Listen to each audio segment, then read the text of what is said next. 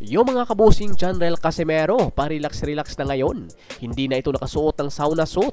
Kung baga wala na itong iniisip para bukas dahil kuha na nito ang napagkasunduang weight limit na 58 kilograms. Makikita nga po natin na binisita ni Kuyang Joseph itong si Casimero. Talagang sinundan nito si Casimero sa Kyrgyzstan para magbigay ng suporta kay Casimero.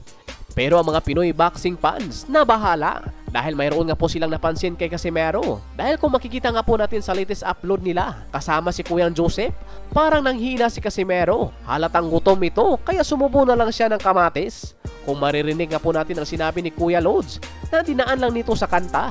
Nasabi nga po nito, madami silang pinagdaanan at di yun madali. Marami kong pinagdaanan at di yun madali. Siguro lahat naman yata ng mga boksingero ay ito ang pinakamahirap na sandali, lalong-lalo na kung weigh-in na bukas. Para makuha ang saktong timbang, dapat talagang tiisin ang gutom at uhaw para wala nang problema sa oras ng weigh-in. At pagkatapos naman ng weigh-in, magpaparecover na naman sa katawan para hindi lang tanggulay nasasabak sa ibabaw ng lona. Ganun pa man, isa rin sa inaabangan ng mga Pinoy boxing fans ang weigh-in ni Casimero bukas. Dahil kung magkaproblema na naman itong si Casimero, talagang uulanin ito ng masasakit na salita sa mga baser nito at lalong-lalo na alam nyo na kung sino mga kabusing. Samantala naman promoter ni Casimero na si Cookie Kamida, dumating na rin ito sa Kyrgyzstan saktong-sakto dahil bukas ang weigh-in ng mga boksingerong lalaban sa Sabado. Pansin nga po natin na parang malapit itong si Cookie at Luis Neri. Kung mapagtagumpayan ni Casimero ang labang ito at ang laban naman ni Neri sa October 26, baka ibibigay nitong si Cookie Kamida ang labang Neri versus Casimero dahil paniguradong mabinta ang labang ito sa mga Hapon.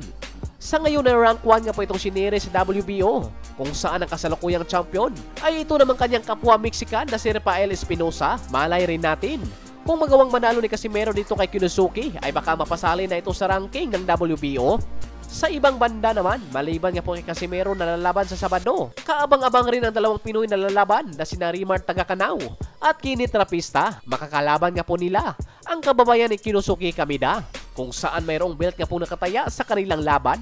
Itong si Rimar Tagakanao, didipinsahan nito ang kanyang hinahawakang WBA Asia Super Flyweight title kontra sa Hapon na si Ayumu. Samantala naman itong si Kini Trapista ay paglalabanan naman nila ni Hanada ang vacant IBF Youth Super Flyweight title. Sa ibang banda naman mga kabusing, malapit na rin ang Trila in Manila. 6 na araw na lang, bakbakan na. Kung saan sa Pilipinas na nga po, itong makakalaban itong ating mga pambato.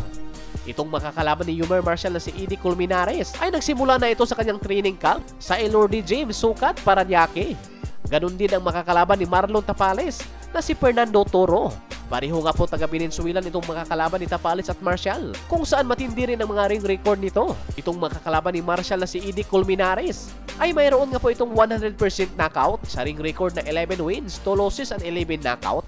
Samantala naman itong makakalaban ni Tapales ay mayroon naman itong mataas na knockout rating sa ring record na 11 wins, 2 losses and 9 knockout. Samantala naman ang makakalaban ni WBC champ Melvin Jerusalem na si Siak Hulwakusi ay dumating na rin ito sa bansa. Kaya kaabang-abang talaga ang buwan ng Oktubre. Maraming laban na aabangan. Kaya hintay-hintay lang tayo mga kabusing sa karagdagang balita.